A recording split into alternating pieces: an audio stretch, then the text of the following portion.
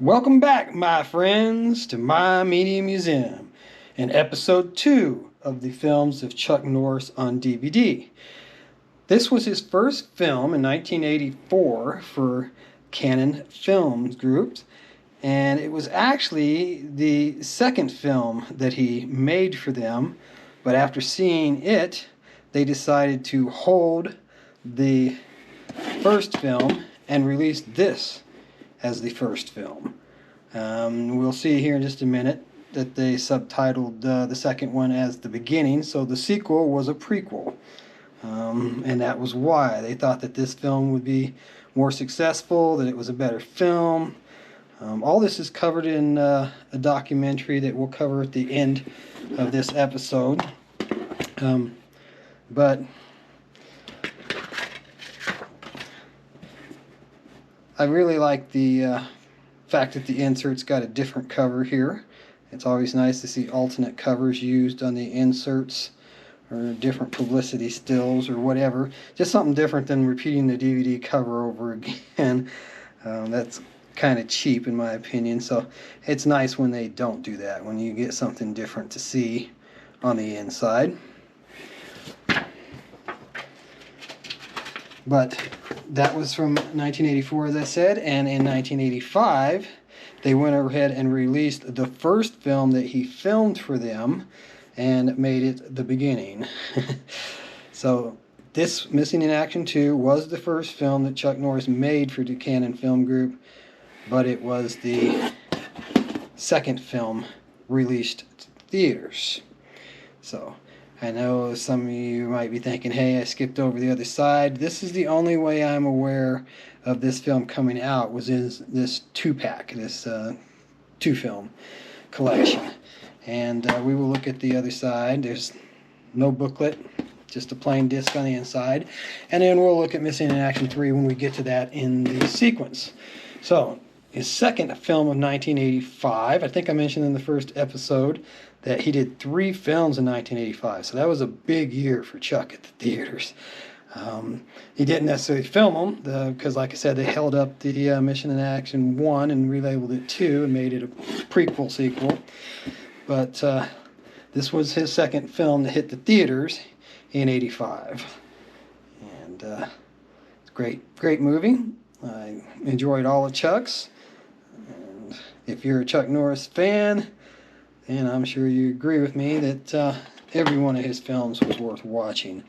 And so here we've got another flipper disc, full screen on one side, and whoops, sorry, I want to stick with the cover and the cover. So see, here's another example of just exactly what I was saying, where the insert is just the original cover repeated. And it's cool, you know, I show them again because we get a lot of glare off of the DVD cases, and you don't get it off the insert. So it is nice to get a clearer, sharper image to project up on the screen to see. So, but moving on from Code of Silence, we've got Invasion USA. So 1985, again, that was his third film for Canon Film Group, and it's really cool because they bought a whole neighborhood that was going to be demolished to build a mall, and they just blew up houses and caused all kinds of chaos. So that story is well documented in the Electric Boogaloo documentary that we'll get to at the end of this episode. Hopefully, if we don't run out of time. But that's a great documentary, by the way, if you're interested in the Canon Film Group's history, which it's got quite an interesting history. But it's kind of a plain disc there, but you'll see it's not a flipper, and it's the widescreen only. So at that point, MGM wasn't giving us both versions. So moving on to 1986, we get Delta Force, which a very entertaining, again, military-themed film for Chuck.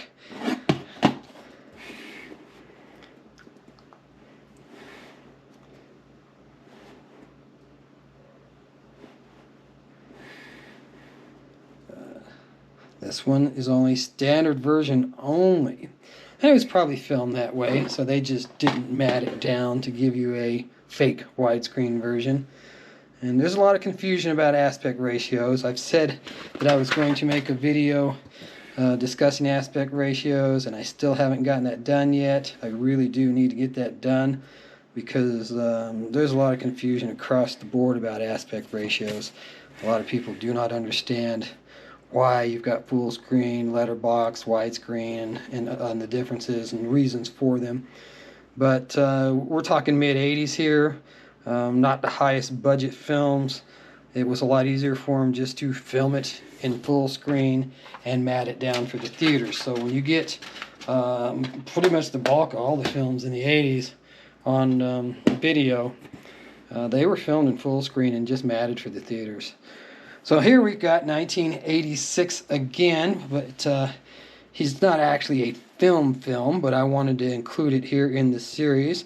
Hanna-Barbera approached Chuck Norris about doing a animated series, and there was only 5 episodes made, which is kind of disappointing, so I guess it really wasn't successful for Hanna-Barbera. But you can pick this up. It is an MOD, so if you do buy it on Amazon or directly from Warner Brothers, you can expect a burned disc, the purple colored disc. I have not opened this yet, but there won't be anything in there but the disc, because they did not have any booklets with any of those MOD releases. But moving on to his next actual film, 1986, Firewalker. And I really like this one. This is one of my more favorite films of his. It's really entertaining with Louis Gossett Jr. It's got a lot of comedy mixed in. And it's kind of a fun film. Kind of Raiders of the Lost Ark-ish, somewhat. But it's an action adventure film where he's not just getting revenge on the bad guy or anything. And we've got us a flipper disc and no booklet. So now we've made it up to 1988 and Missing in Action 3, which was called Braddock. Kind of like First Blood was retagged Rambo. But we got the third and final Missing in Action film here. And as I said, I never saw Missing Action 2 and 3 as individual DVD releases. I only saw them in this twofer, and there was no booklet. So, moving on, 1988, and we got Hero and the Terror. And this one was a little different for him. He's a cop trying to track down a serial killer. Extremely well made and genuinely scary. Yeah, I get this one confused with Hellbound, and both of those two were kind of different films for him, where there was a bit of a supernatural element involved. But flipper disc, no booklet. So, 1990 brought us Delta Force 2.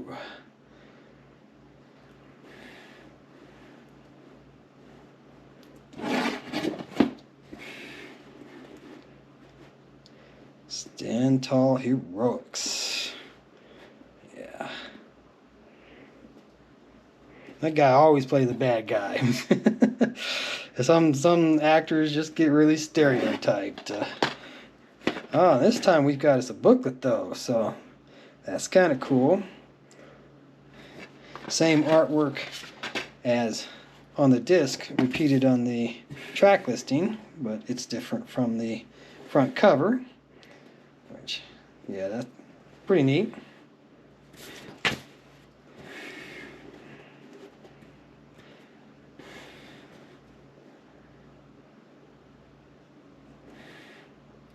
And I think that MGM bought up the Canon library at one point, and that's why we've got so many MGM releases here for Canon films.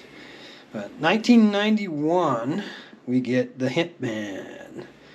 And this one I actually don't remember extremely well, so this one will be definitely fun to get in a recent marathon. As I mentioned in episode 1, that's my plan. As soon as we watch the last Rambo, number 5, I'm going to suggest to the wife that we start with number 1, Breaker Breaker, and play through the Chuck Norris films, because it's been quite a while since we've watched these, and they are definitely worthy, in my opinion, of another viewing.